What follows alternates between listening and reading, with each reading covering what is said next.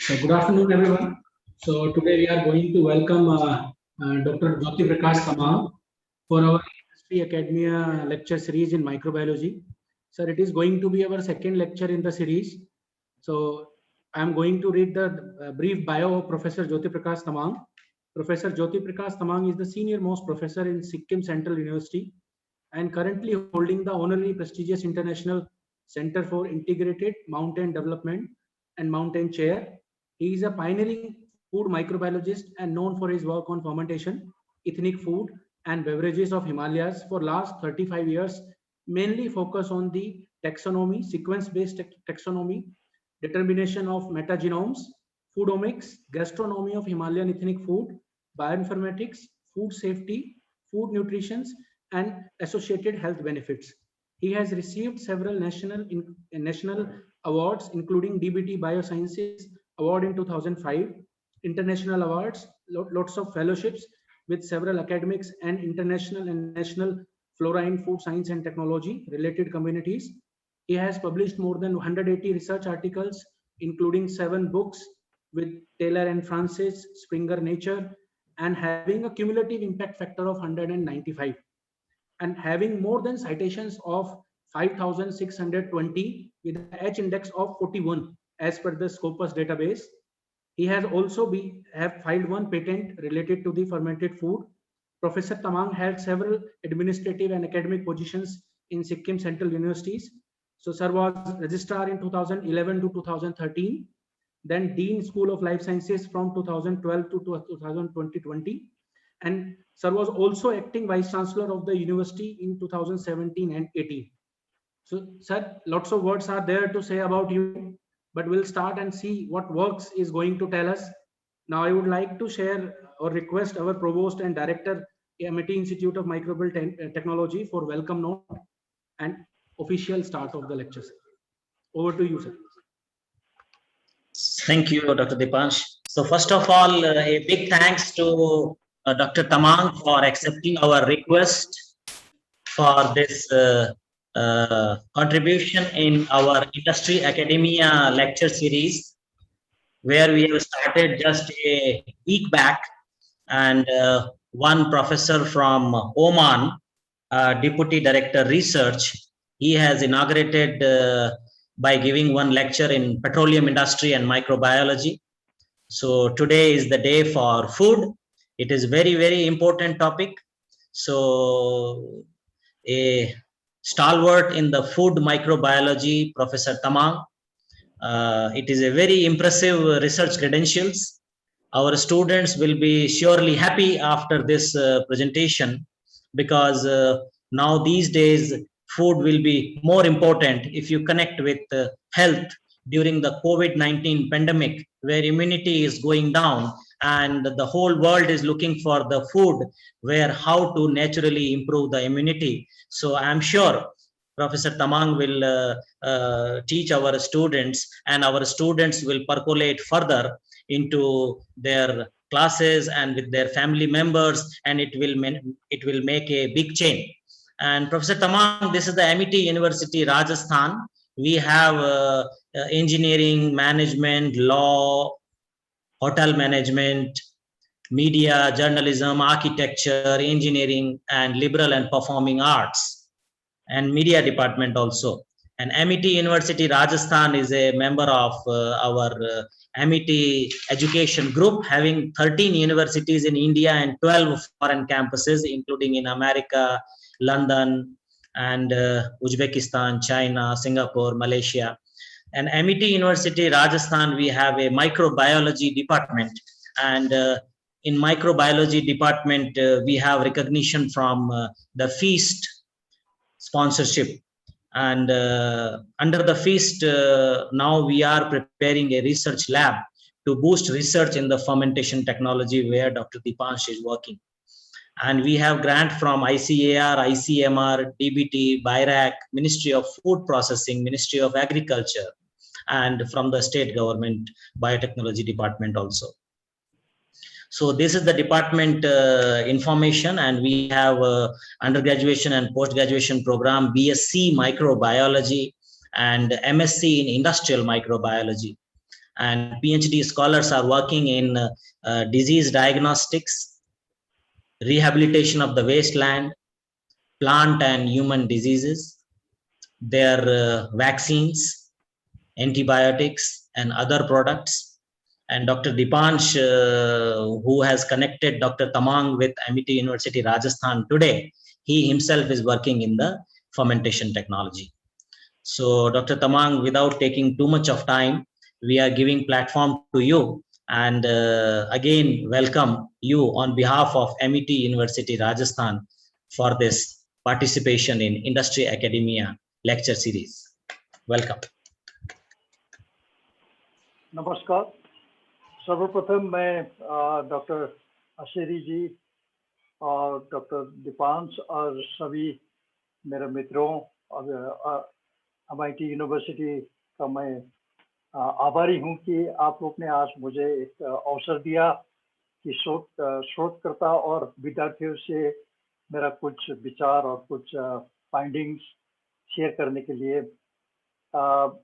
अभी कोविड के कारण से हम लोग घर में हैं और फ्रॉम होम, फिर भी टेक्नोलॉजी के वजह से हम लोग अभी साथ में हैं, हम लोग सुन रहे हैं।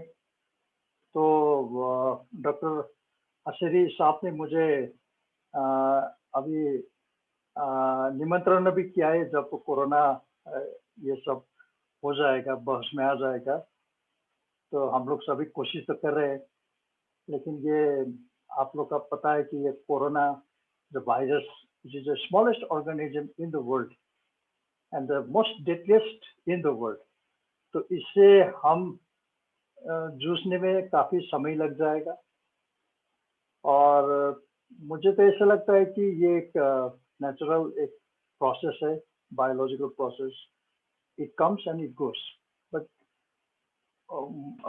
as long as it remains with us in the environment, it is our duty to protect ourselves. तो देखिए, हम भगवान से प्रार्थना करते हैं कि ये जो अभी जो महामारी हो रहे देश में, अभी मैंने आपके आने के आगे एक न्यूज़ रीडर रोहित जी का देहांत हो गया, आज तक का काफ़ी मेरा मित्रों और उनका परिवार का निधन हो गया। सुबह से शाम तक यही समाचार हम सुन रहे, हमारा सिक्किम में भी ऐसा हो रहे, आसपास भी हो रहे। बहुत अभी दुखद का घड़ी है, एक समस्या आ गया, तो हम सब साथ में रहकर इसको हिम्मत लेकर थोड़ा सा 2 घंटे में, अभी अगर हम बैठे तो अगर टीवी में देखो या जो भी देखो कि we get only the news of the corona, something happened, कोई गुड न्यूज़ तो नहीं है, तो सब विचलित करने वाले समाचार है। लेकिन फिर भी मैं अशेरी जी और डॉक्टर दीपांश से इनसे आभारी हूँ कि इन्होंने मुझे आज लिया, आप सबके लिए, so at least for 2 hours we'll be engaged for something else so that we can divert our mind. धन्यवाद। तो मेरा टॉपिक है inside the Indian formative foods, gastronomy, history, gastronomy, microbiology, and the health benefits. Before we go, there's a food culture. The global food culture has 3 major traditional food habits based on the stable cereal-based foods. One is the cooked rice of the Eastern food culture, the wheat or the barley-based bread loaves of the Western and the Australian food culture, and the sorghum meats and the porridges of the African and South American food cultures. If you see the map, this is the world food cultures. Rice is a staple food in the eastern part, including the eastern part of India, and the Southeast Asia, to China, Japan, and all. Rice is a staple food, which is a cooked rice. Then soybeans. There are many both fermented and non-fermented soybean food. Of course, it is popular only in the northeast part of India. The rest of Southeast Asia, soybean is a very important food. Then followed by the fish and the cereal-based alcoholic beverages prepared by the MLA like starters. And if you go to the west, right from the western part of northwestern part of India, the northern part of India, Pakistan, Afghanistan, entire Europe, it is a wheat, not the rice. It's a staple food followed by the barley and the milk. It's the milk and the sauce, the cheese, yogurt and all that, the meat, the ham, sauces and all, that the beer and the wine in the Europe. What is wine? Any grape is fermented, it is a wine. So in the if apple is fermented, it is a cider. But in the Eastern, we eat grapes directly, the apple directly. And if it is being made into the liquid, it is called, now without fermentation, it is called the fruit juice. Here we do not have traditionally fruit juice and the wine are not the Indian food culture traditionally, though it is very popular nowadays. And if you go to the South uh, America and Africa, it is the sorghum or the maize is a staple food, not rice or the wheat, and followed by the meat and the alcoholic beverages. And the Australian diet is more or less same as for the European dietary culture. If you see the Indian gastronomy, the gastronomy means a relationship among the food cultures, cuisine and the culinary. If you see the northeast part, rice is a staple food and also finger millets in some part in Sikkim and Arunachal Pradesh. Of course, soybeans, leafy vegetables, milk products, fish meat, and alcoholic drink. If you go to the northeast, the eastern part, like West Bengal, Odisha, Jharkhand, is a rice is a staple food and legume, dal, fish, vegetable, sweet. And if you go to the central and the western part of India, northwest part of India, is a wheat, is a stable food like chapati, naan, and the milk products and all. If you see the South India, it is very unique food dietary cultures. They they have the fermented rice. Of course, rice is a staple food, but it is a fermented rice mixed with the legume. That is what is called the idli and dosa. This type of the unique food culture is being observed only in Southeast Asia, South India in the world. They, of course, they eat rice, but it is mostly the fermented rice along with the legumes, and of course, milk and the milk products. So, Indian food, the food culture and history. Indian foods have been well documented since 6000 BC, almost 8,000 years ago. Then, in Bhagavad Gita, the food has been classified into three types. One is sattvic food, which means the food of the goodness. The food denotes for the prosperity, longevity, intelligence, strength, health, happiness. And the Rajasic food, the food of the passions. The food signifies activity, passions, restlessness, which include the hot, sour, spicy, and the salty foods. And Tamasic food, the food of ignorance, which is intoxicated foods. In the Indian food culture, it is in the ancient food culture, it is called the Ayurveda Ahar, which consists of the milk products, cereals, either of the chapati or the cooked rice chawal, lentils or the dal, and vegetables is an ancient Indian wholesome diet. Nowadays, most of the people are talking about the Ayurveda Ahar. Actually, scientifically, it is proved that this food is very important for the wholesomeness of the from the nutrigenomics point of view, and it contains all type of the bioactive compounds and all. Now, the Indian food has been changed or influenced by the inventions of the foreigners. As you know, the Mughal Empire, which ruled for almost 331 years, has introduced many non-vegetarian dishes, such like biryani, Mughal paratha, kebab, malai kofta, and all. So this has been added to the Indian food cultures after they invented here. Then after that, the British also ruled for almost 190 years, and they introduced like the foods such as bread, loaves, soup, salad, fried pork, eggs, butter, potato, tomato, sweet potatoes, peanuts, cabbage, cheese, porridge, pudding, sauces, ham, tea, and alcoholic beverages like whiskey, brandy, rum, and wine. Before them, it was completely unknown to the Indian culture. But nowadays, we have accepted that to the Britishers have done. We have taken it as an Indian food. Every breakfast, we eat the bread Hose egg, and the whiskey brandy, like that. So this is how the Indian food culture has been changed. Indian food is spicy and the salt is added directly while cooking. Seasonings such as soy sauce and monosodium glutamate are never used. Whereas in Chinese, Korean, Japanese foods are not spicy and use soy sauce as a seasoning and other taste makers such as the monosodium glutamate.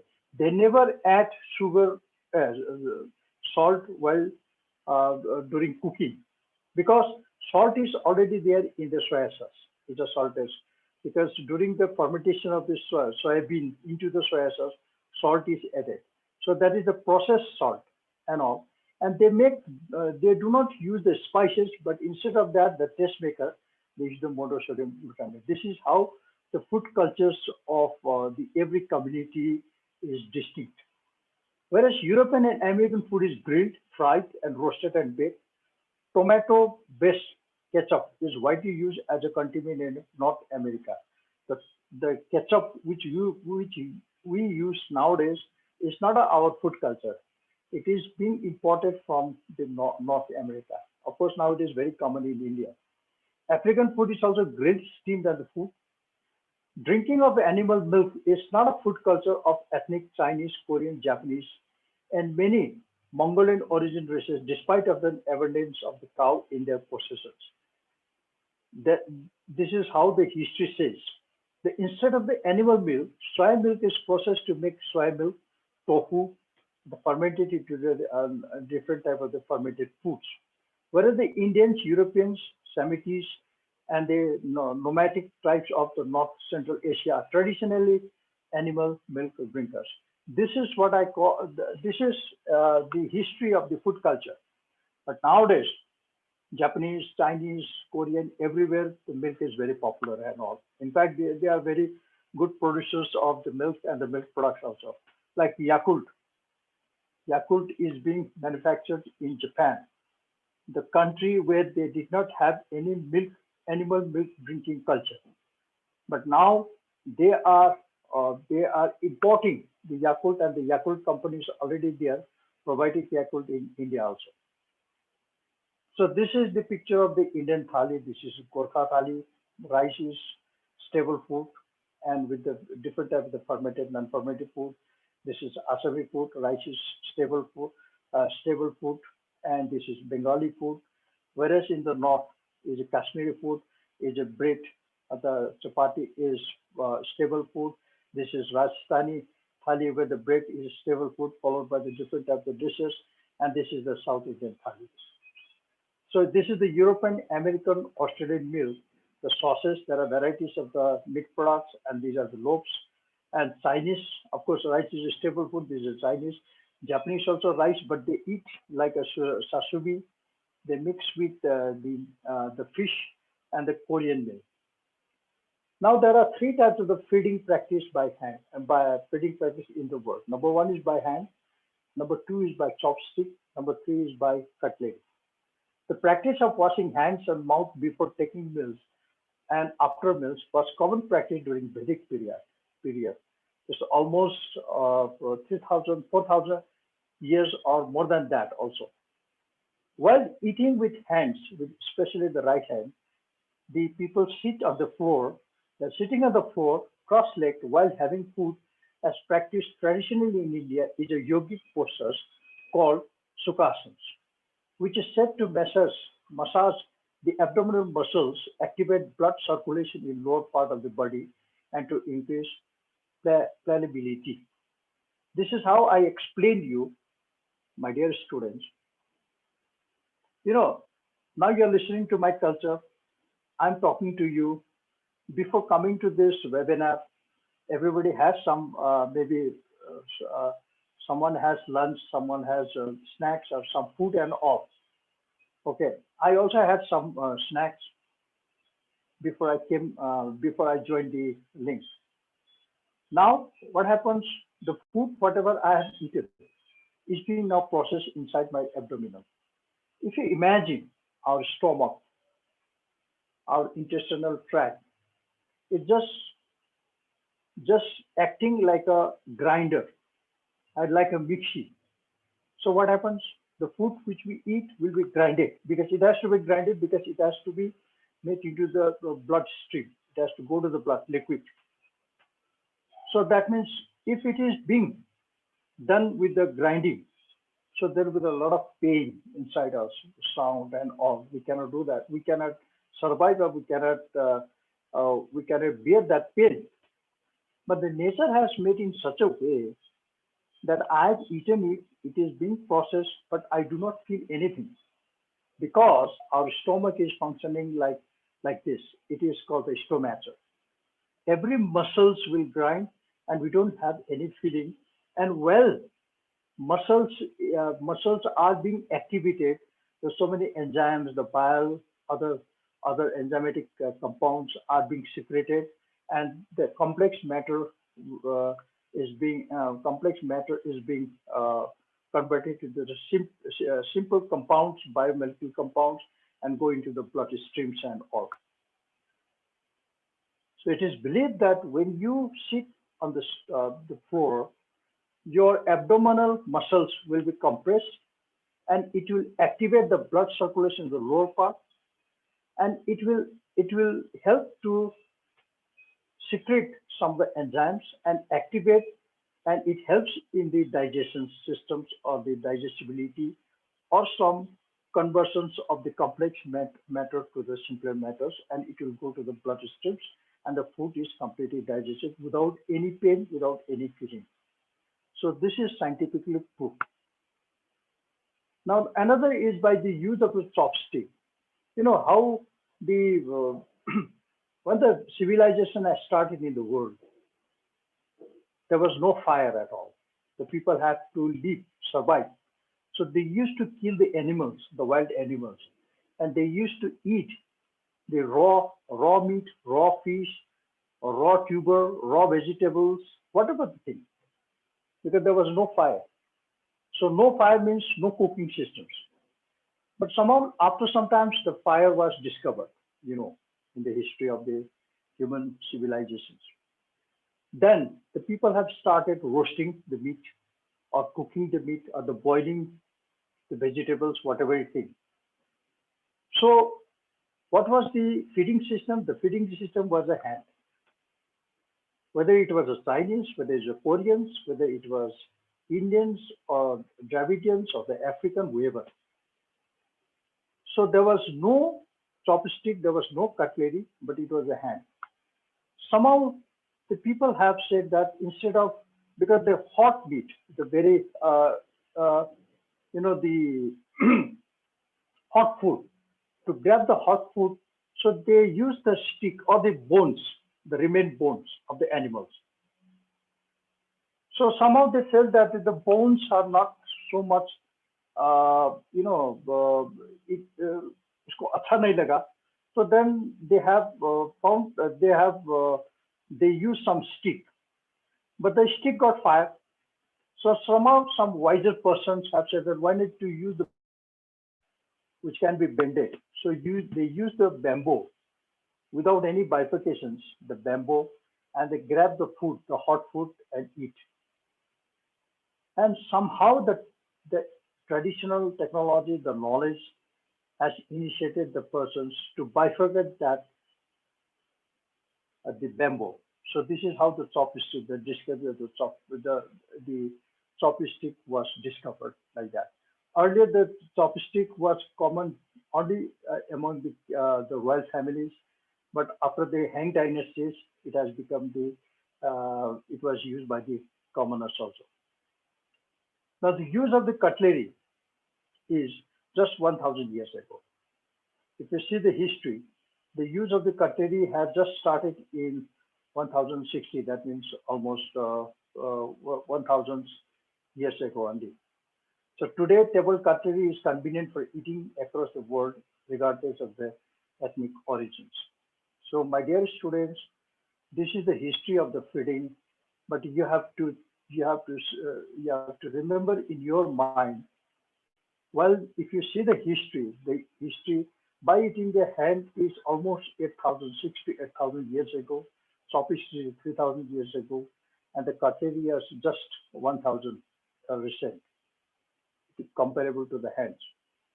But today, we feel to eat, we feel privileged, or if we feel that we are educated or civilized, then we use the cutlery. Please do not do like that. Do not have that feeling. It is a choice of the consumers, whether you like to have, but don't think that when you are using the hand, you are देहात का लोग है, ये अनपढ़ है, ये गरीब लोग है, ये don't do that also. The hands can be used by anyone. Sitting on the floor is a very much scientific, though it is mentioned in our Vedic the documentations also. But do not have that type of the feelings that the eating with the cutlery is more civilized than by eating with the hands. Now there is history. The papad, as you know, it was called the parpata, was almost 2,500 years ago. Then dahi was almost 8,000 years ago. The dosa, the fermented the pancake made from the rice and the black gram, South India was mentioned in the 1st century.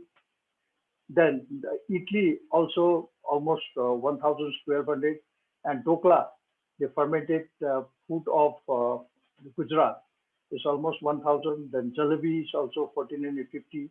This is all history. The Vedic period, alcoholic, during the Vedic period, the alcoholic drink like a somras and the sura, parasut were also mentioned.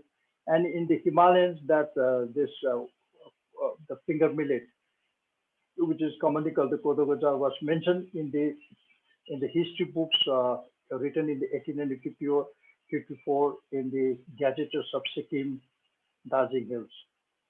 What is fermented food? Any plant or the animal origin that is a raw material, whether it is a cooked or a raw material, is subjected to the microorganisms or natural microorganisms which are present in the environment, which produce the enzymes and convert the complex matter to the simpler matter or the simple compound, which has the flavor, which has developed a taste or aroma, and which is acceptable to the consumers, the traditional consumers, is called a fermented food. Okay.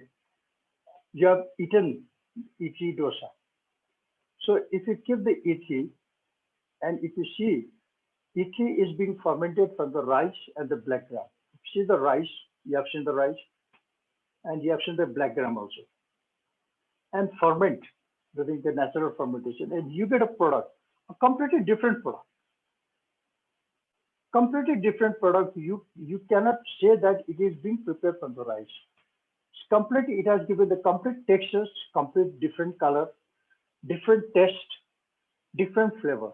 That is the fermented food, which has been discovered not by me, not by you. It was discovered by our forefathers. Actually, they are the great scientists. But they did not know that microorganisms are the real heroes, which are grown in the substrate, and they produce the enzymes, and they do all the biochemical processes to form a food which is edible. There are more than 5,000 varieties of fermented food in the world, which are consumed as a stable curry, side dish, fried, paste, seasoning, and so on. Daily per capita consumption is 5 to 40% intake. In India, there are more than 350 major and minor ethnic fermented foods, out of which 50% is coming from Northeast. And there are 3 types of the properties of the fermented food on the basis of the pH. You know, the 7, pH 7 is a neutral. If the pH goes down, 6.5, 5, 4, 3, it is called the acidic. So mostly the lactic acid bacteria, they grow in the low or the no oxygens, and they produce the product just like a kimchi, the gundruk and all. And there are fermented products like idli dosa also comes under the acidic fermentation. Alkaline fermentations, where the pH goes up, 7.5, 8, 8.5 and all, And here, not the lactic acid bacteria, but the semi-anaerobic or the aerobic uh, bacteria, mostly the bacillus, they grow, and these products are mostly the fermented soybeans like quinoa, natto, and all. And there are some products, alcoholic fermentations, where there is a saccharification. Starch is broken down to glucose by the microorganisms, and there is a glycolysis, which produces the alcohol and the carbon dioxide that is in the beer alcoholic drinks. And this is called the alcoholic fermentation. So acidic, alkaline, and the alcohol fermentations. Now, if you want to study the fermented food, this is the protocol which I have developed. First is documentation of indigenous knowledge of the people on the traditional preparation, culinary practice, mode of consumption. For example, some students who have done the MSc would like to do the PhDs and would like to study the fermented food of Rajasthan. So Rajasthan is the big state with a different type of the ethnic groups, and each and every ethnic groups have their own traditional foods. And some of the foods are the region specific. These foods are prepared only in the particular regions and particular seasons, and prepared by the particular community. That is what is called the indigenous knowledge or the traditional knowledge. So if you want to document, if you do not document, if you do not study, this food will be disappear. The technology will disappear. The younger generation may not know how to prepare this some of the ethnic fermented foods. Only your father, mothers, or grandparents, they know it. After their death, if there is no documentation, then the whole process of the food will get disappear. And when the food, the very important ethnic food, is disappear, the important microorganisms, the microbiota or the microbiome present in that food is also disappear. So now, before disappearance, it is our duty to document that technology. Some foods may have a very good health promoting benefits. They may have some bioactive compounds. So to study that, if you want to study, this is the protocol. First, you have to document the indigenous knowledge. You have to get friendly with the people. If you go there, you want to say, Bhaiya, ye kaise bana? They will not say that. To ask Bhaiya or Bahanji, you have to be sure that these people will be confident that you are not going to get their knowledge, but you are friendly with them. To be friendly with them, whatever they give you, you have to eat it. Whatever the language they speak, you have to speak in that with the help of the interpreter. And somehow, if you win the confidence, then only you can get the whole indigenous knowledge of how the food is being prepared. Then the sensory character. Suppose unknown food is there. So now, as a researcher, you have to test it. Suppose if the villagers gives you the food, so that food has some, because every person's, the food which I like, you dislike. The food which you like, you dislike, because I dislike. Because we have a pituitary gland, everybody has a choice of the taste and the flavor. The food which is liked by the father is disliked by his son. So every food has on the taste. The taste cannot be interpreted from the other mouth. Ye kaise ye sour hai. So somebody has said, no, it is a sour food. But whether it is a sour or salty, you have to test it. The test, once you test it, you get a sense whether it is a salty food, it's a sweet food, or the bitter food, or the whatever the food is there. And the textures and the aroma is not a smell. Smell is being defined for other materials. For the food, whether it has got a strong flavor or not, it is the aroma or the flavor. Sometimes some food has a very strong flavor, you may not tolerate, you may not like it. It's okay, no problem. Then the average. And the food, sometimes some food has, especially the foods of the Northeast or the Southeast Asia, this is a slightly strong food because these are mostly the proteolytic foods. That flavor is called the umami flavor. That flavor may not be liked by the many people. But the thing is that you should not insult that. Your facial expression should not be like that. If you are a researcher, so if you are a researcher, your facial experience should be always palatable, so that the villagers will get a confidence. Oh, so this persons will really help me. So I must share my technology or my indigenous knowledge to you. Then after the calculation of the per capita consumptions, the determinations of the pH, temperature of the product in situ, there is a digital pH meter temperatures on the spot. Then the collection of the sample aseptically in the pre-sterile containers, and before that you have to take the photography, videography, and all. Then after that, uh, bringing in the lab, the conventional method, the determination microbial load. Then there are the two methods, the culture dependent and the culture independent. I'm going to tell you afterwards. Then there is the preservation, then the experiment, the fermentation dynamics, then determination nutritional values, then some of the functional properties like probiotics, antioxidant, antimicrobial activities, and so on. That the predictive functionality by the omics to target metabolism. Then food safety is very important. Then after that, optimizing the traditional process using the starter cultures or the mixed cultures or the multicultures.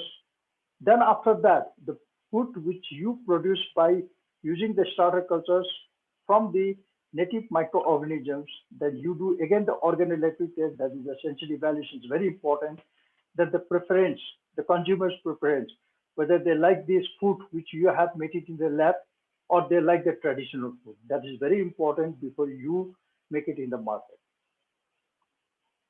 Now, the beneficial microbiota, this is very important. Our classical and the conventional textbook, like in the microbiology or the biology or the life science, mention the pathogenic and the disease-causing food poisoning microorganisms, giving the impression of the bad box in the mind of the young students, ignoring the description of good bugs or the beneficial microorganisms in microbiology textbook, which is rarely mentioned. When you have studied the microbiology in class 10, or the class 11, or class 12, or the BSc, most of these organisms are classified as the pathogenic, disease-producing, and a very few are the beneficial. That is only in the gut, dahi, and some other food. Because our textbooks are mostly written by the medical practitioners, medical professors. So in the MBBS, the microbiology is mostly for the disease targeting. In the agriculture also mostly for the pathogenic microorganisms. So we have to redefine that. Nowadays, there's a lot of debate on this. What are the beneficial microorganisms? All microorganisms are not bad. They are not bad bugs. All viruses, all microorganisms are not like corona. There are good bugs also. There are good microorganisms also, which can kill the other microorganisms, which are friendly with us, which can boost our immunity, which can give the more the health, promote our health benefits and all. So this food, this type of the good bugs, the good microorganisms are mostly present in the ethnic fermented foods, where they enhance the nutritional value, fortify with the health promoting benefits, the bioactive compounds, they produce the vitamins, minerals, antioxidants, and harbor probiotic functions. Now, to study the microorganisms present in the food, there are two methods. One is the culture dependent and the culture independent methods. Culture dependent is the conventional method. That means the use of the culture media may ignore. I think you have been practicing this in your MSc. You get a food sample or the water sample or any soil sample, bring to the lab and make a dilutions and use the culture media and prepare some media, and you mix it and incubate, and next day, after 1 day, 2 days, you get a colony, the different types of colony. And you just pick up that colony, check in the microscope, and transfer to the slimes or the broth, and you check in the visual contrast microscope, and you identify whether these are the bacteria or these are the yeast or the kilometer molds and all. So that is called the culture dependent. Culture dependent means you have to, for the isolation, you need the culture media that is a dependent, culture dependent. And in this method, some of the bacteria which are not being culturable, it cannot be seen. They do not grow at all in the culture media. So in the media, in the plate, you can find only the distinct colonies. So you think that this food, particular food, or this particular idli contains only this colony. That is wrong. There may be some other bacteria. So there may be some other microorganisms which are present in idli, could not be grown in the culturally. So it is the next method, which is recently, it is almost 10, 15 years now. It is called the culture independent method, where you don't have to take the samples and dilute it and make a culture. Directly take a small piece of the sample and extract the DNA. Directly extract the DNA from idli, extract the DNA from papad, extract the DNA from dokla, any food. The DNA extract, and you do that is the culture media, and you make a sequence, and with the help of the bioinformatics, then you can do and get an entire type of the microorganisms. You get not only bacteria, you get a yeast, kilometer molds, and the virus, the archaea, and all. So the most popular culture independent method is high throughput sequence and the shotgun sequence. Now, the identification protocol for the microorganisms, of course, is a phenotypic identification, which most of the students are doing in the MSc and the PhDs. And there are biochemical identification. These are all conventional. And there are certain the commercial kits like the API, the analytical profile index for the sugar permutation. There is the Biologic systems. Then there are a few techniques like the mesodiamine, aminopalmolic acid, cellular fatty acid profiles. And the molecular identification means in the culture dependent on these are all the phenotypic. Then after you isolate you isolate the colony, purify, and you extract the DNA. Then you do the polymerase chain reactions. And there are three types: the specific PCR technique, repetitive sequence based PCR, then RAPT PCR, then modified the M-code PCR, ADRA. These are all a type of the technique. Now, the most important technique for the culture dependent in the molecular is the Sanger sequencing, which is the 16S RNA sequencing, and it is most reliable also. Then there are other techniques like DGG and TGG, which is a culture independent technique, but now it is not much, it is almost obsolete. Now, no paper is being published on this, it's being accepted. It was only till 2016. Then MLS, then MLST also sometimes we use. Then now there are proteomics identification method using the multitoph MS. This is a very reliable. So, well, this is the Industry Academia lecture series, and you will see almost all connecting industries where microbiology involved. One by one, all the experts will come and share the knowledge. It will be helpful for existing students. It will be helpful for all aspirants. And by this co-curricular activity, MET Institute of Microbial Technology will enrich the knowledge of BSc and MSc students, and also help aspirants for taking right decision for their career. Our next lecture will be on mushroom, a very important entrepreneurship model is coming now in next time. So welcome back, Professor Tamang. Okay, now, now the metataxonomics is defined as the use of the high throughput sequence. This is used as the sequence-based technology where the microorganisms which are present, whichever is present in the sample is being decoded by use of the bioinformatics, and that taxonomy is called the metataxonomics. And the metagenomics is the study of the genetic materials recovered directly from the food and the environmental samples. Then I think the students of the microbiology, the food microbiology, they should notice the terminology. for their studies. Amplicon is a piece of the DNA and the RNA that is the source of the product of the nature. And there are two techniques now. One is the high throughput sequencing and the shotgun sequencing. I'll tell you about this. Now, this is the latest technique. How we do the culture independent is get the samples, get the DNA extracted from the samples, any sample of the food. Then DNA extraction, there are two methods. One is the high throughput sequencing. With the high throughput sequencing, we get a multiple copies of fragments from only one target gene. That means either you get only the 16S, only that means only the bacteria, any type of bacteria, but you cannot get from the same DNA the same sequence for the fungi or the filament or the yeast of the filament modes. Again, you have to do the ITS sequence and all. So that means it will target only one gene.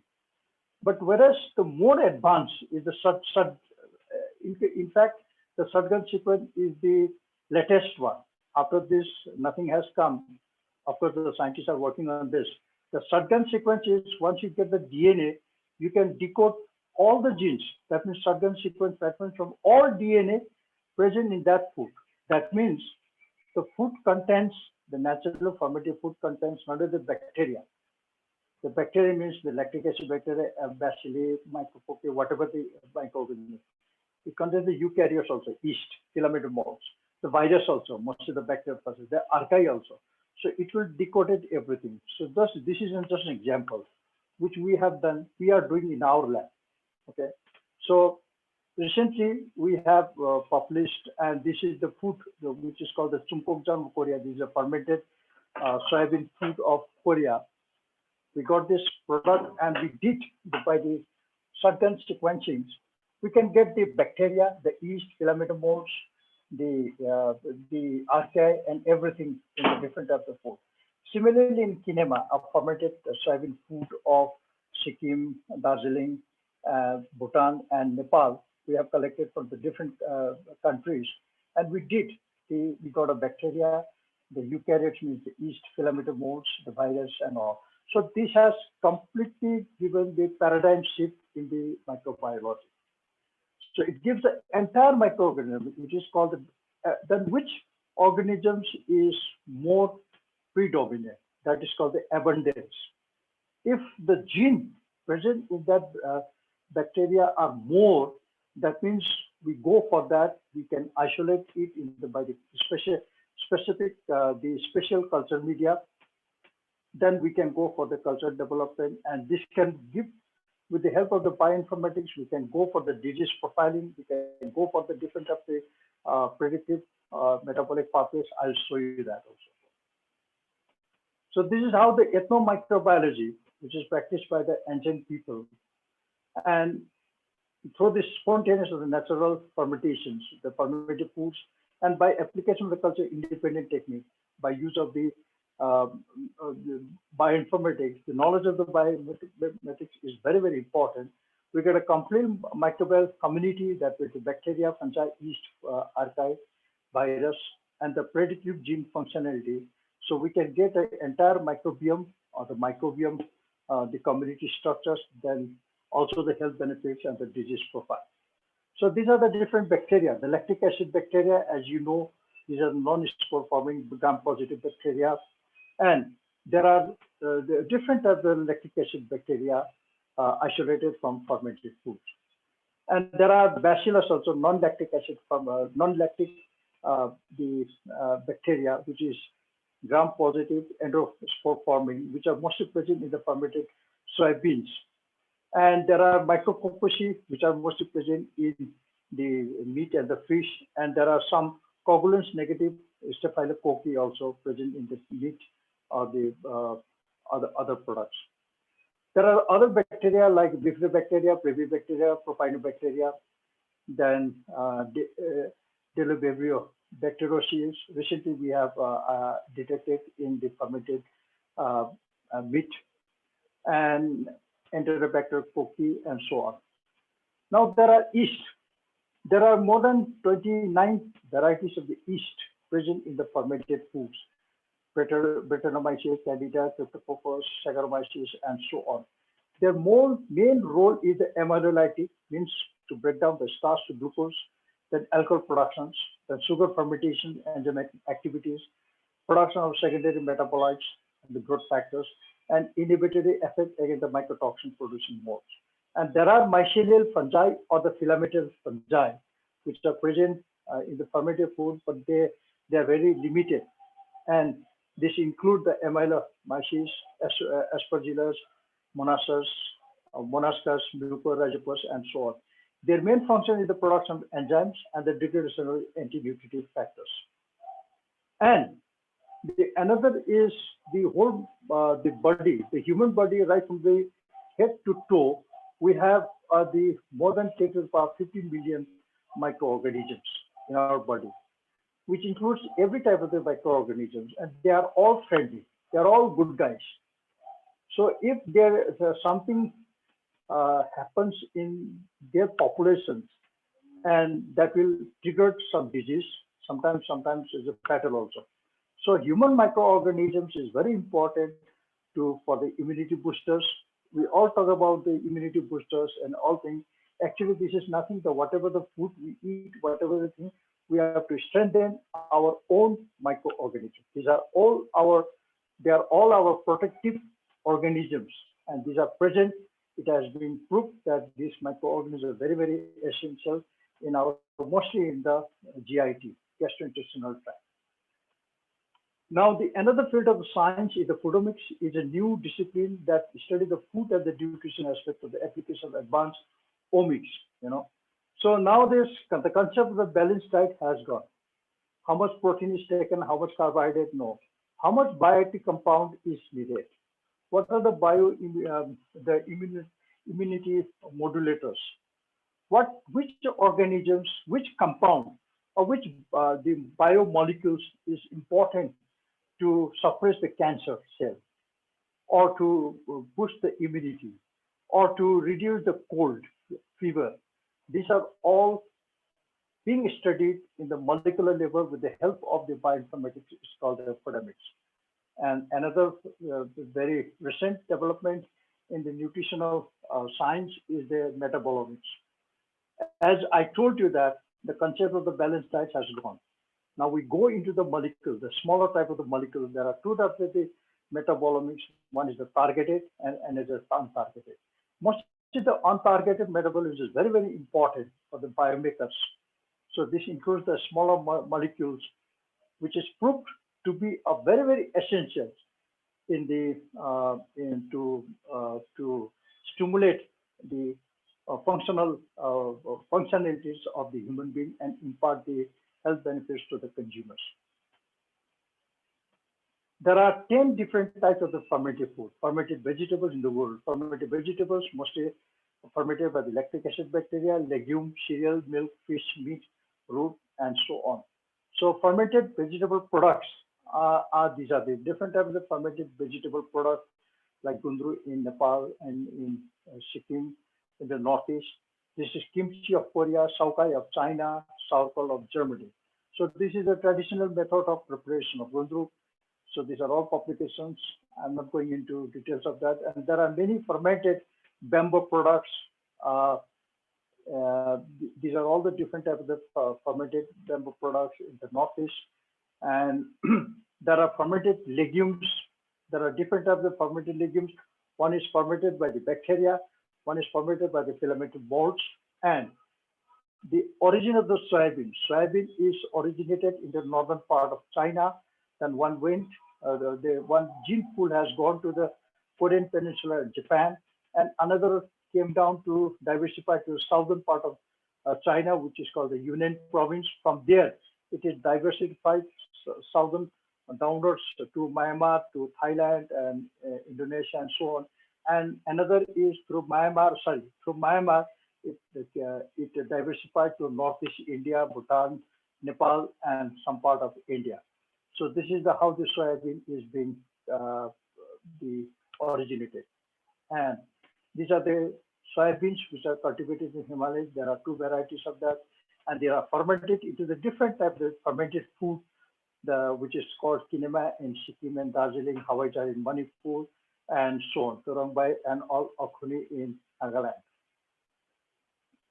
If you see the diversity of this sticky fermented soybean food in the eastern Himalayas, it has originated, believed to be originated from the eastern part of Nepal, and it is popular in these regions, the Sikkim, Darjeeling, Bhutan, and all. And Arunachal Pradesh, there are different types of fermented soybean products. These are the fermented soybean products.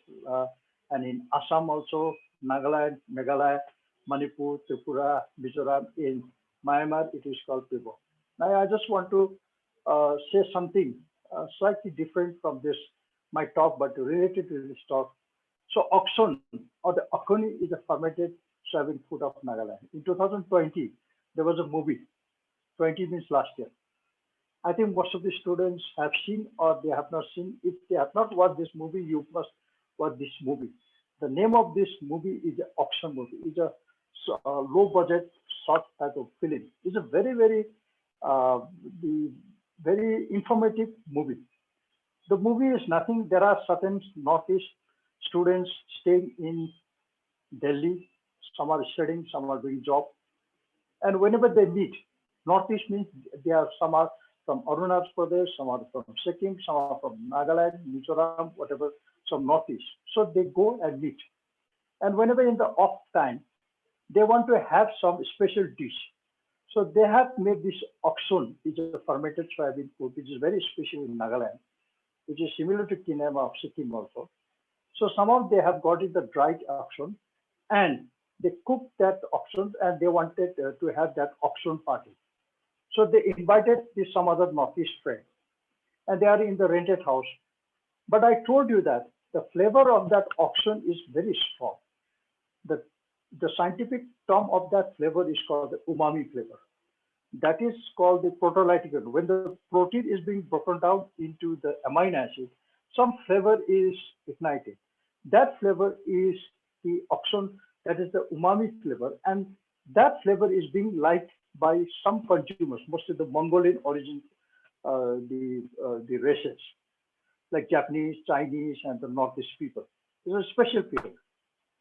So that when it was cooked, if it is in dry form, it does not make any flavor.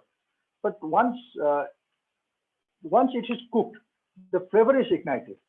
So then the neighbors staying in the different buildings, so बोलते अरे आज क्या हो रहा है, क्या गंदा आ रहा है. So they have a different because they are not familiar with this product. So there was a complaint. Then ultimately they came to know that these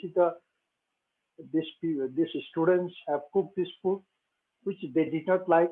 So there was a retaliations from the neighbors, from the owners, and there was something like that, and they had to shift that party to some other place and all, whatever it is.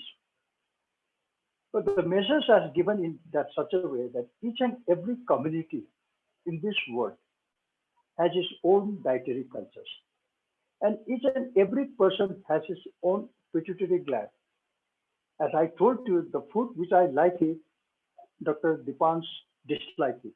The food which Dr. Dipans like it, I dislike it. Everybody has a choice of that food and all. So, so this is the message that you should not insult or you should not disrespect to the any food. You don't like that food, it's okay, no problem.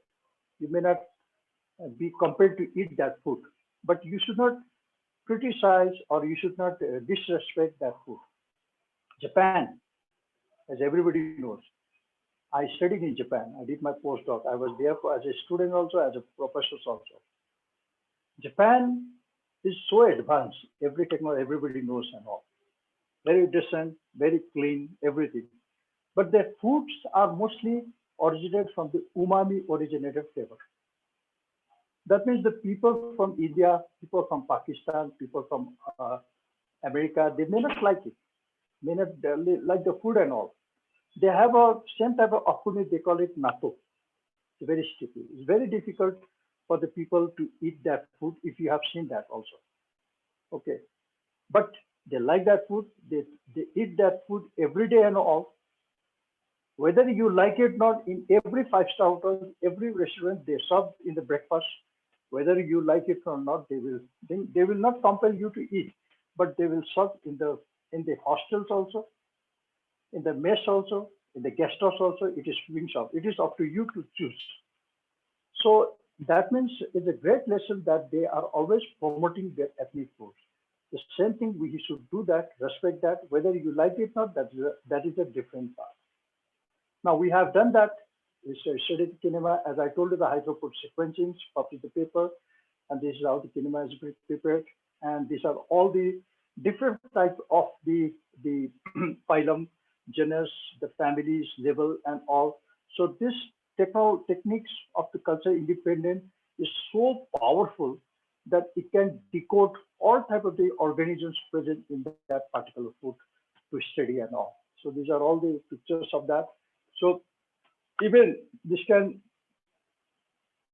even we can represent which organisms are unique to Bhutan, the samples of Bhutan, the kinema of Bhutan, which bacteria are unique to India, the kinema of India, which are unique to Nepal. This also can be done. This is what we call the unique, common, and shared genera of the bacterial community, and same in the fungal community. And after that, we can make a design like this.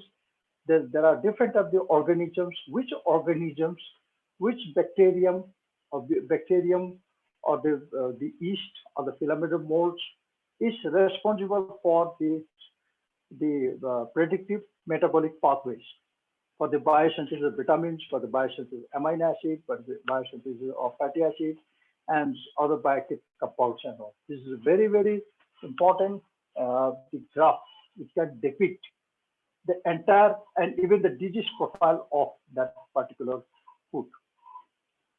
And last year we have done the whole genome sequencing of the organism which is isolated from kinema, and we found that during this COVID pandemic, the red color is the immunity protein, indicated immunity protein.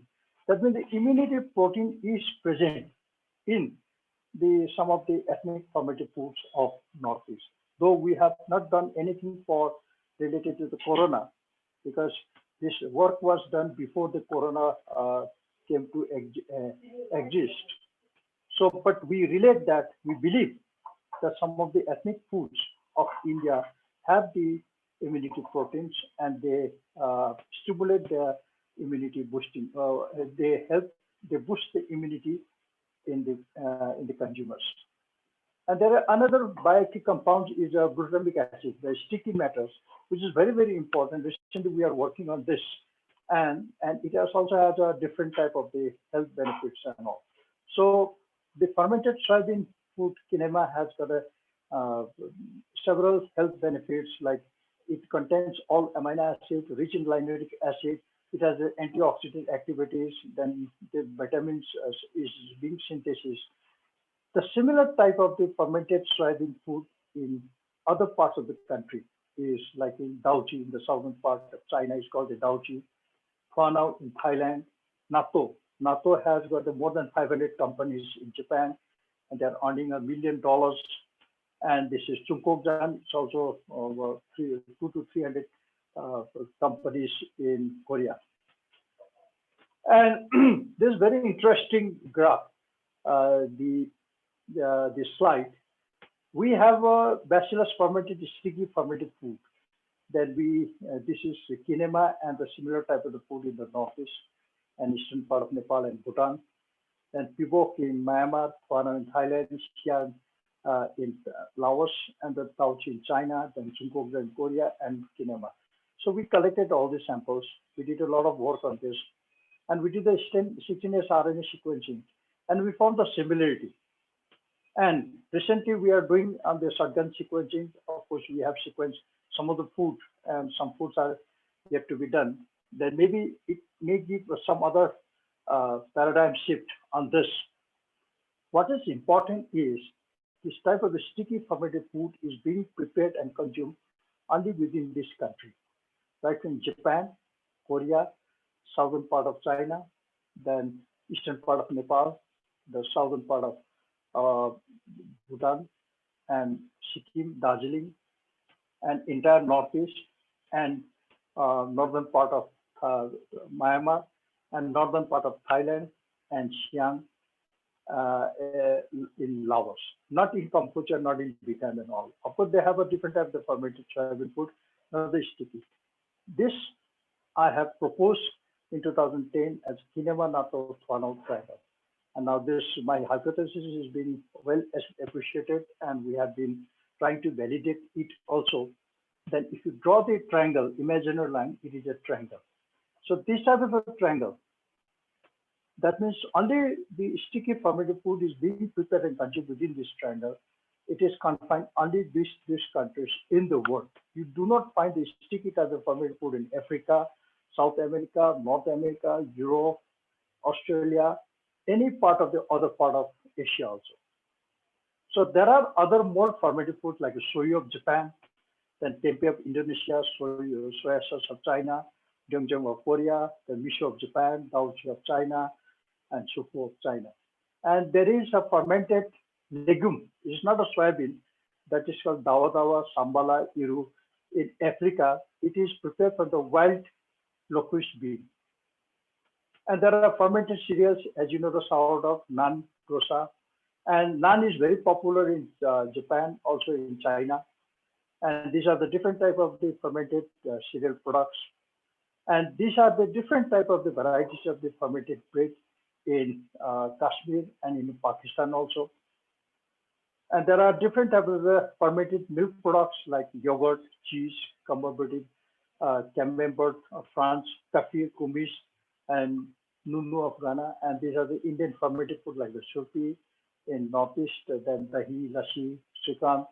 And these are the different types of the fermented milk, fermented cow milk, and the yak milk product of Northeast, especially the Arunachal Pradesh and Sikkim. And we did both culture dependent and culture independent.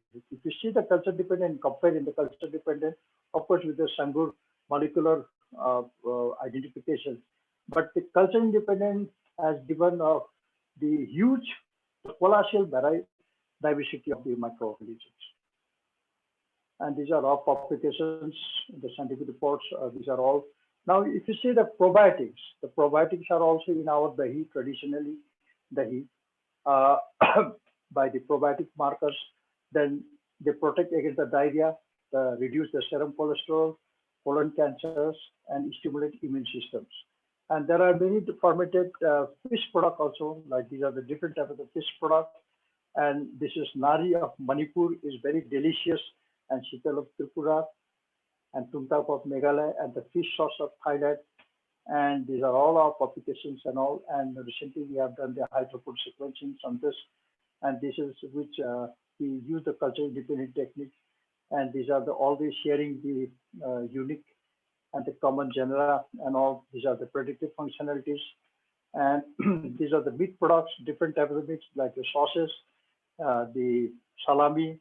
And there are traditional sauces in India also, like in Ladakh, in Kashmir, in Sikkim, Arunachal Pradesh. And these are the publications and all. And recently we did a high throughput sequence of the fermented meat also. And these are all the different type of the graphs. Now, what is very important thing is that whether these foods are safe or not. So we did the studies and we published recently in one is the Frontiers in Microbiology and then is the Food Control.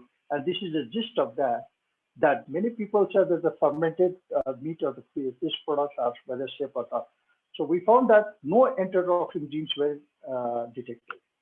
So we go in the genes, not in the superficials, not in the other tests, because gene is very important. If there is a enterotoxin pathogenic genes are present, then it is there. So we found that there is, of course, pathogenic bacteria are there, but they are not much enterotoxin producers.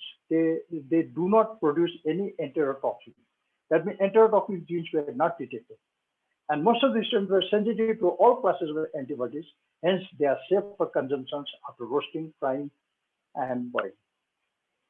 Now, these are the varieties of the global alcoholic beverages. There are 10 different types of alcoholic beverages. One is the non-distilled, unfiltered alcoholic beverages. non-distilled filtered alcoholic beverages like sake of Japan, distilled alcoholic beverages produced by the amylase starters, and another is the alcoholic beverages from the maize produced by the involvement of the saliva, amylase in human saliva. Like human saliva is a very special type of the, I'll show you the picture of the shisha, is fermented maize. It is fermented by the spitting. You have to spit, collect the human saliva and ferment it. Okay, so this is a very special and a very ancient type of the alcoholic beverages in Peru. Then alcoholic beverage produced by the mono fermentation is beer. Alcoholic beverage produced from honey. Fermented beverages also fermented from honey. It is called tej in Ethiopia. The alcoholic beverage produced from plant parts like pulque of Mexico, toddy of India. Alcoholic beverage produced from the malting, that is sorghum, that is Bantu beer of South Africa, which is very, very popular. Then alcoholic beverage prepared from the fruits without distillation is wine. The distilled alcoholic beverage prepared from the fruits and the cereals, whiskey and brandy. So these are the amylase starters to produce the alcoholic beverages in Asia, like matcha of India, Yayu of China, Nuruk of Korea, and so on. Though they look similar, but they are not similar. And they are from the different countries. This is very interesting that the Asian peoples, they speak different language. They have a different ethnicity. They are completely different. But if you see the productions of the thing, of course, the traditional methods differ. But they use some very similar types of technologies to produce the alcoholic beverages. And that starter culture, what we call matcha in India, Hamai in India, and the different types. And we have isolated the organisms, and which some organisms, as I told you, they're common, shared, and some are unique. And these are the starter cultures in Northeast India. There are different varieties of the starter culture, and it contains the filamentous molds. It contains the yeast, amylolytic and the alcohol producing yeast, and it contains the varieties of the bacteria, lactic acid bacteria, the non-lactic acid bacteria, and all. So these are the things. These are the yeast, Saccharomyces cerevisiae, Saccharomyces, that these are the molds, and these are the bacteria, and these are the different. It looks very, but they are very friendly. They are good guys. They are producing a very good alcohol, and they have been cultured, they have been used by our forefathers for more than 4,000 years. And these are all publications, our publications and all we have done. And recently we have reported the probiotic properties of lactic acid bacteria isolated from traditional prepared starter cultures of the Eastern Himalayas also. Some starters, some bacteria, some microorganisms, especially the lactic acid bacteria, isolated from the starter cultures, have shown some probiotic properties. So they can be used as a probiotic candidate. So this is how the finger billet is being prepared, and this is very popular alcoholic drink, the mild alcoholic drink. It is a high alcohol content to regain the post-natal. It has the amino acid and the vitamin is also being synthesized. So these are the nutritional value. The alcohol content is less than 5, which is lesser than beer, but they have other bioactive compounds. So these are the publications. Now the toddy is also very important nowadays. It is being prepared from the coconut.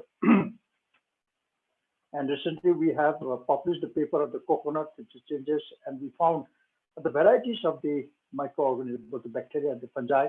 And we found that this toddy is very important for the bioactive compounds, and because the alcohol is also less, and it may have some health benefits also. And if you see the alcoholic beverages of Japan, it is called sake, fermented rice, alcoholic drink, pakoli, fermented rice, and chisha. As I told you, it is prepared from the human saliva. And this is biju of China and tokuchu of Africa. That this is pulque, is a national drink of Mexico. It is prepared from the cactus, agave plant. So beside that, there are many miscellaneous fermented food like vinegar, pidal, nata, and your chocolate also. Then there's a fermented tea also, like in Miang in Thailand and kombucha in China. Then your chocolate is also fermented. And chocolate plant is mostly grown in Ghana in Africa. So if you see the health benefits of the fermented foods, right from the cancer prevention to the therapeutic values and degradation of the undesirable compounds, protect from the osteoporosis, lowering blood cholesterol, and so on. So fermented foods have got several health benefits. It has been proved. Now I'll just go to some slides, which is the international tourism destinations is. The France has got the highest tourism, that means almost 9 crores tourists. They visit every year in 2019. And of course, India has a very less, 1.1 crore. Now, why the tourists go to France is France attracts the highest number of the tourists worldwide, reaching almost 9 crores, more than its population. Their population is only 6.7 crore. So 9 crore tourists go in the 6.7 crores populated France. The secret is just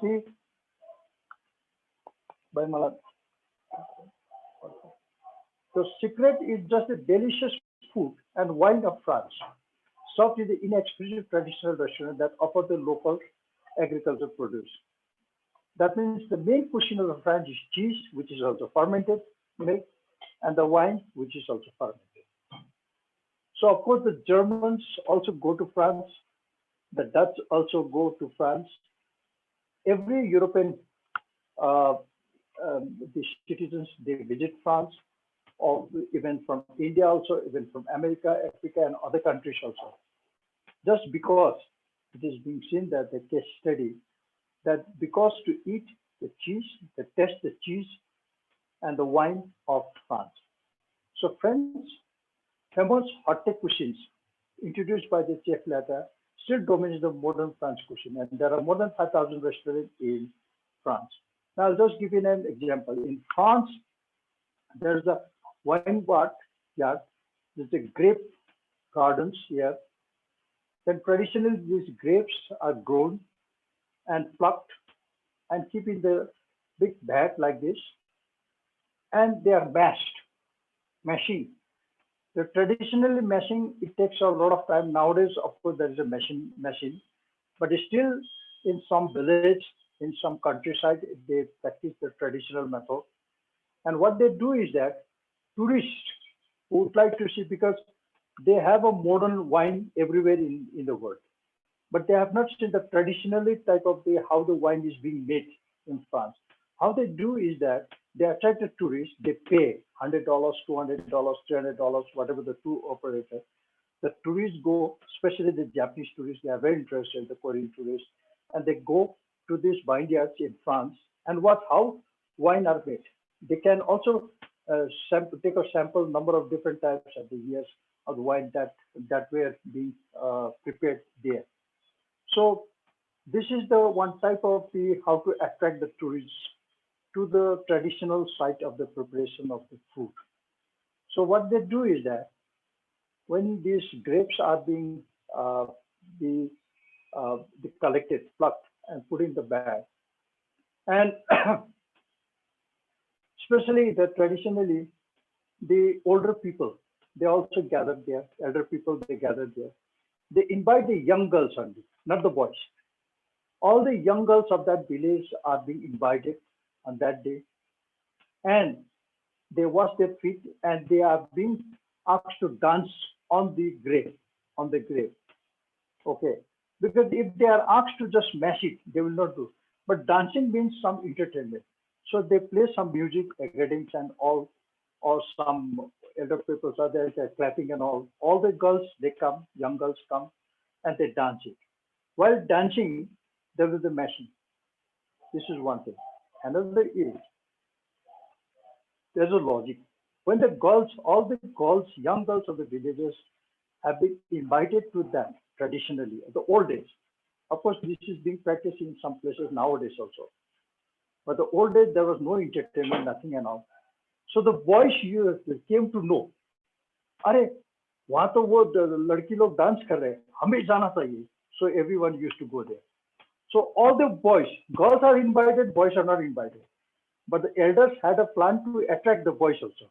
So when the boys come, they wash their feet and they just jump into the pot, big pot and all, and they also dance. The main intention is the mashing, because in the fermentation, mashing of the grape is very, very important. Then after that, it is being collected, then fermented, and you get a wine. So this is a very, very important, attractive, you know, the scenario in France. So this is my suggestion to Dr. Ashri and the directors of the MIT. Since you are in Rajasthan, Rajasthan has a very good attraction of the tourists, but they go only for some the historical the monuments and some culture or some clothes or something. But you also have some certain type of the traditional food preparations. Why not you introduce that? Why not you introduce some? Why not you suggest the government of Rajasthan to attract the tourism through the Department of Tourism, so that the tourists can go and they can see how papad is being made, how the red chilies are being made, and at the same time serve the food, traditional food in the traditional way, so they can pay. They'll be very happy to pay $100, $200 to spend that, because this type of the monument, this type of the type of this scenario, they cannot see this, they cannot see this, they cannot watch this. So this is the how I just made this slide to give you some idea. Sure. Now, I think yeah, we the should next be- is in Indonesia. In Indonesia, when I visited in 2013, so there I saw that I went to one village in Bandung, and these are the cassava. These are the cassava. Cassava are being boiled and being used with a starter called as ragi, and it is being placed in the banana leaves.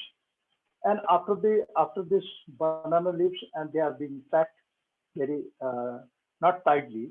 And after 2 days or 1 day, you find this. It is full of the mold. And if you taste it, it is very sweet. If you taste this fresh cassava, it is very bitter. But if you taste after the fermentations, it's very sweet. Why?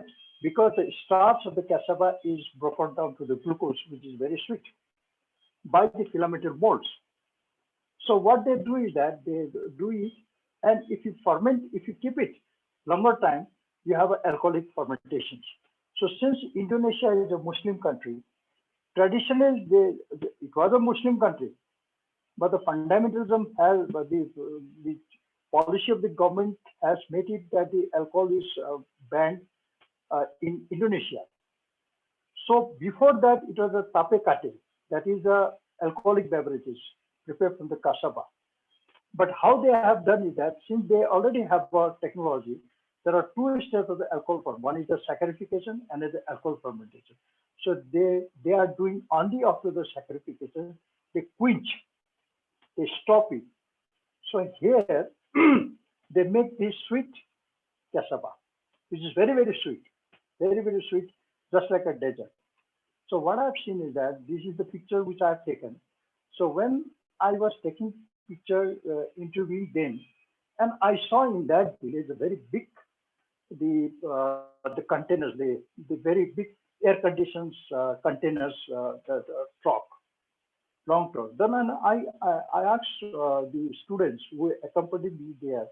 Then I said, why these trucks are here in this village? They said, sir, actually they have come to collect this. They are coming from the all bakeries of the Jakarta, the Bandung, all big cities of Indonesia.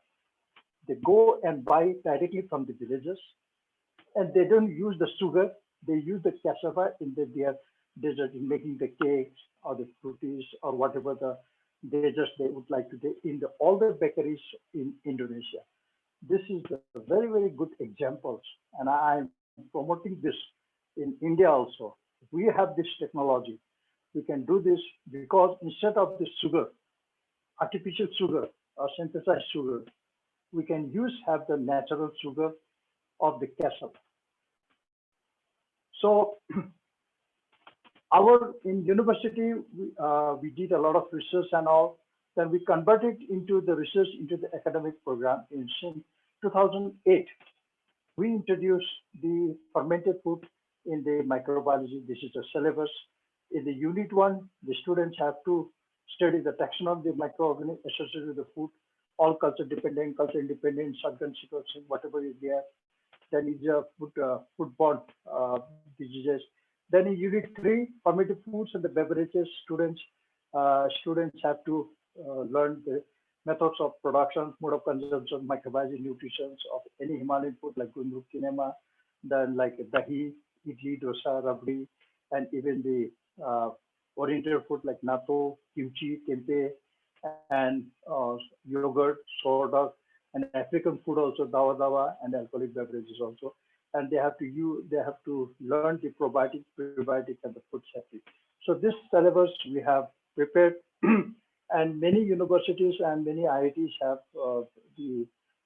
requested this syllabus. I think some universities are doing. So I also request the University of MIT University, they can get this syllabus.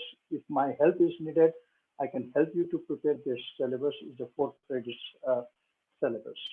So this is my team in our lab. So these are all the books written by me, and these are all available in the online. If you just type my name, I think you can get these books and all. And these are recent books, Ethnic Fermented Foods and the Beverages of India, Science, History and Cultures, published by the Springer Nature from Singapore. So these are, there are several publications, but these are the reviews which are very important. These are freely downloaded. You can just download this, the review, and this is the latest review of the fermented foods in the global age, where we have compared the fermented food of West and the fermented food of East. So, धन्यवाद.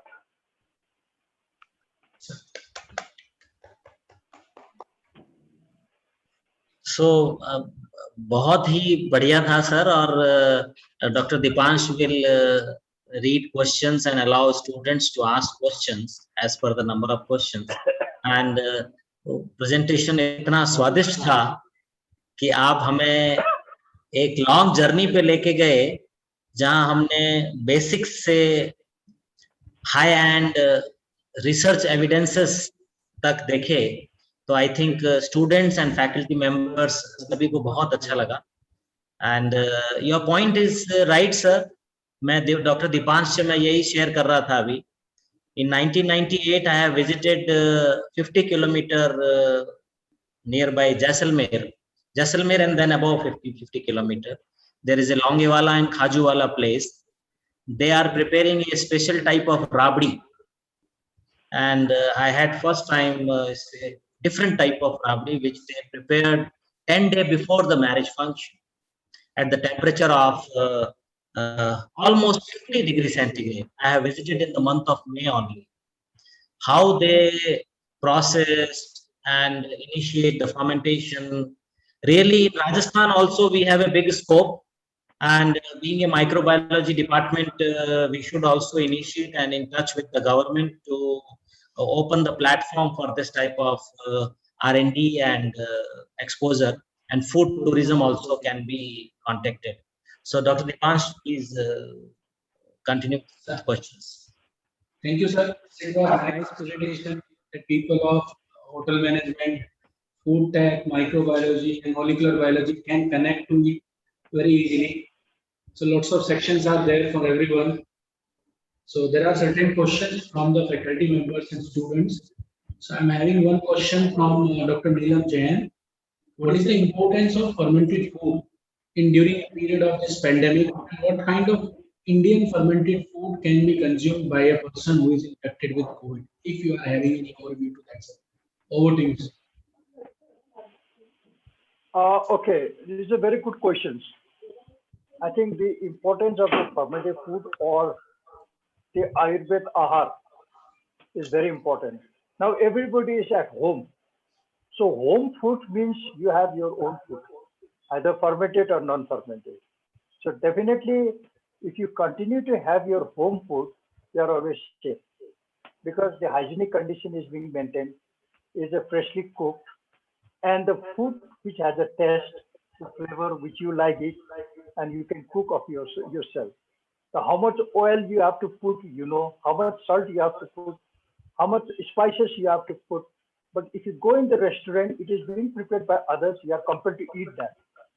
So I think at this pandemic, my only request is wherever you are and at home you have, and those who are in the hostels also try to prepare the tell your cook to have the food, the traditional food, whatever you have, whatever the food is being prepared very simple way. Dal, bhat, chawal, roti, chapati, some vegetables is very important, and some fruits are also important.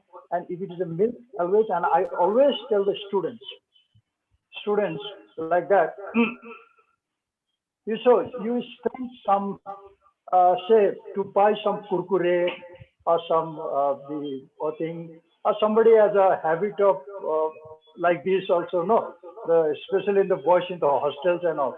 Why you spend some money on that? You at least go and you have a oil dahi, which costs 10 rupees or 15 rupees, and every day if you have that dahi, not all dahi, at least half of dahi and all, and if you have a Yakult is coming in your department stores, if you have that, spend 10 rupees, 15 rupees. That will help you everything. That will give you the fill up your hunger also, taste also, the immunity also, everything you do. I think you must have some very simple, nutritious food, but it should be the delicious, all balanced food and all. You should have enough vegetables and try to have a very less oil. Okay, because oil are already present in the food. Because Yes. we say that the Japanese do not eat it. Actually, it is a scientific proof. The oil is already there. So why we give the extra oil and all? So try to have your, I'll give the term Ayurvedic ahar, which we have that. I think that is the safest way to keep yourself away from fur. Yes. Thank you very much, sir. Sir, we are having so much energetic students from masters and bachelor's program. And one question is very common to all of them, that what could be the possible area where a young student can work in fermented food, can convert it to some kind of entrepreneurship ideas, because everybody is not going to have a job, or not everybody is having a aim to start as a researcher. So most of them are like industrial microbiologists, so they're also looking to start some startups. So what could be your words to them if they want to work in fermentation sciences or food Yes. fermentation? Yes, actually, actually, we have been working on the every.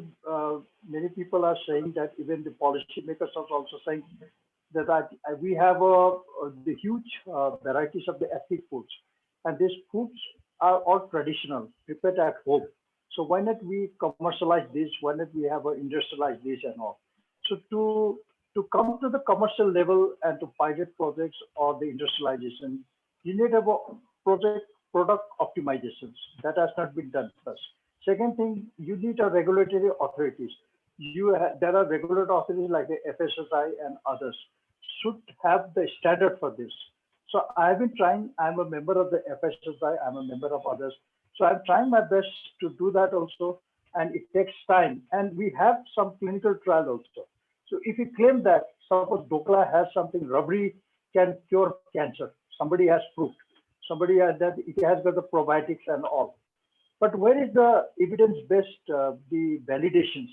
Because validation is very important. Only it can be done by the regulatory bodies like the FSSI and others. So there is no regulation at all. There is a clinical trial for the vaccine. There is a clinical trial for the drugs. There is a clinical trial for other foods, processed food. But the clinical trial for the traditional food, ethnic foods have not been formulated yet. So there's a huge task which we have to go. And very few people are working on this. So at least I'm trying my best. And thank you very much for the MIT University also. that you have, though I do not know, and I do not know anyone and all. When I received the mail from Dr. Dipans, I was very happy that though I'm very busy and all, but this is my top priority to aware on the latest development of the ethnic food. My only thing is that science is there. Science अपने जगह में है, हमारा research अगर अपने जगह में है, लेकिन सबसे बड़ा बात यह है कि जो हमारा जो आयुर्वेदिक आहार, जो हमारा जो भोजन है, जो हमारा जातीय भोजन है, आपका राजस्थानी भोजन या बंगाली भोजन या पंजाबी भोजन जो भी हो, उसे हमें प्रोत्साहन देना है। उसे हमें ये देखना है कि अरे ये खाना तो नहीं खाना है, हमें तो ये खाना है, हमें तो पिज़्ज़ा खाना है, ये खाना है। लेकिन मेरा प्रश्न ये है, अगर जो आदमी ऐसा बात कर रहे हैं, उनसे बोले कि उनका पिताजी क्या खाते थे, Yes. उनका दादाजी क्या खाते थे, उनका दादाजी के दादाजी क्या खाते थे, और दादाजी का उम्र कितना था, लॉन्जिविटी, Yes, और yes. आपका उम्र में क्या है। अब देखिए, अभी अगर उनका उम्र 50 का है और उनका पिताजी का उम्र पहले अगर है या ना 50, और उनका पिताजी का उम्र 50, तो 50 में दादाजी कैसे थे। काफी हमने कथा सुना है कि हमारा पिता दादाजी 70 साल में भी अभी पहाड़ में हिड़ते थे, ये करते थे, वो करते थे। तो तब तो वो तो पिज़्ज़ा तो नहीं खाते थे, हैमबर्गर तो नहीं खाते थे। जो अभी हम आहार खा रहे, आयुर्वेदिक आहार जो खा रहे, चावल, भात, जो रोटी, सब्जी, दूध, यही तो खाते थे सब। Then there was no and fermented food. There was no question of food poisoning. अगर food poisoning होते थे, तो I could have been burnt, है ना? So this is the thing. Now I think we have to promote this food. Of course, then the science comes, then the research comes, then the policy comes and all. So I encourage all the students who have that mind to start up the program on the not only food, any indigenous skills. हमारा जो भी indigenous, आपको एक innovative idea लेना है, आपको देना है। अभी everybody is, now the world is changed. Everybody is looking at the east कि उनका खाना जो है traditional food, like the Japanese food. Japan is not only concerned for their development. Everybody likes the Japanese food. Longevity देखे, तो उनका longevity देखे because of the food. The food they eat it and all. Of course, it is a half cooked, raw food and all, but it is most nutritious food and all. So please work on that. We are also working to find the policy and all, but to know that you have to innovate some technology and अब मैं आपको encourage करता हूँ कि आपका जो idea है आप बनाएं, आप submit कर लीजिए Ministry of Food Processing में, so I think we can do that. So one last question, Dr. Deepansh. Sir, there is a question that what is the value of region-specific food, or is there any correlation between region-specific food and microbiota associated with the health benefits of that food? Definitely. I told you that I showed you one graph which we have designed. It's a common genera, common and the unique species. One is common, one is shared, and is the unique. So that means the common means the microorganisms which are present in Dokla is also present in idli. Or common is the microorganisms which are present in the rabri of Jaisalmer, that area, and the Jodhpur or the Jaipur.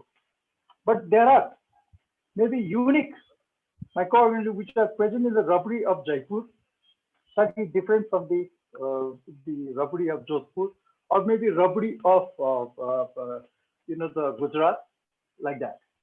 So we have to find out that also. Yes, it is true that some of them have a very specific and all, because the microorganisms are also very selective.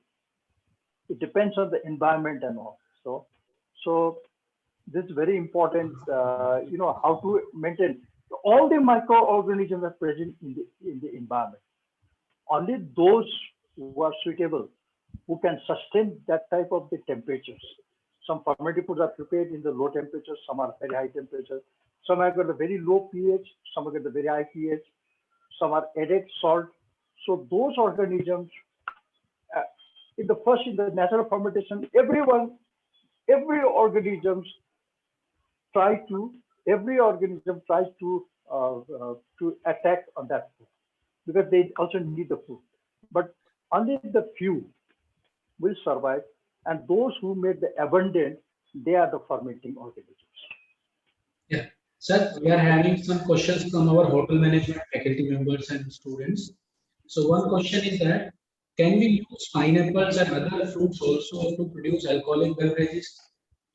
Whether they are going to be stable, like we are having red wine or certain other wines from rice. So they are also going to be stable like that. Can you repeat the question? Sir, can we use pineapples to make alcoholic products? And whether they are also Can you going make? to... So, can we make pineapple wine? Pineapple alcoholic Oh, beverage? pineapple wine. Yes. Yes, sir. Pineapple alcoholic beverages. Yes, yes. Why not? Why not? You can make it the pineapple wine also, pineapple alcoholic beverages also.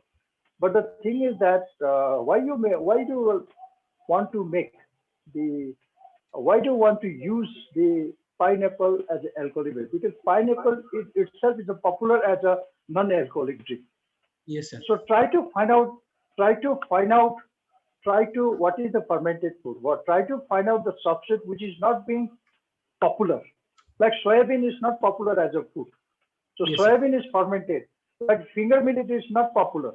So as a food, finger millet is being fermented. So you have to design in such a way in the market the agricultural producers which have not the commercial value, or though they are nutritionally thing, but they are not popular as a food.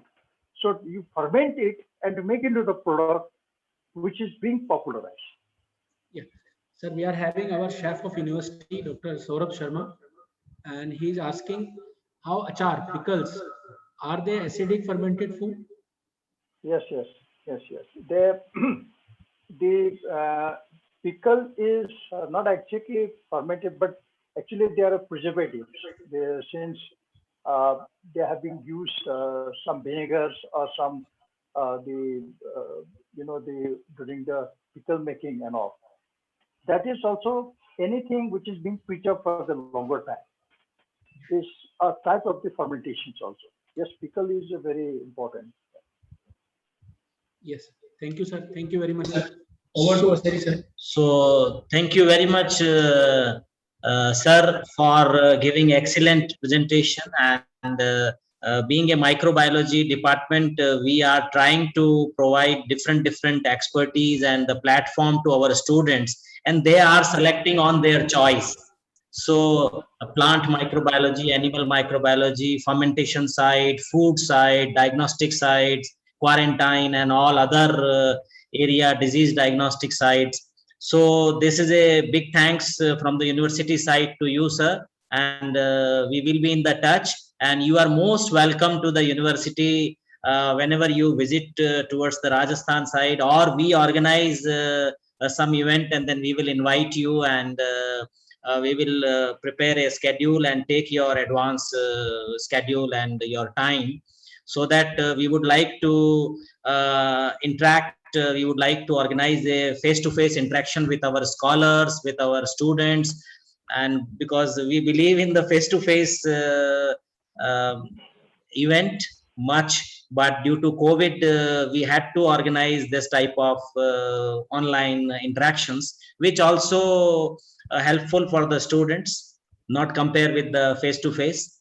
So, बहुत धन्यवाद, sir.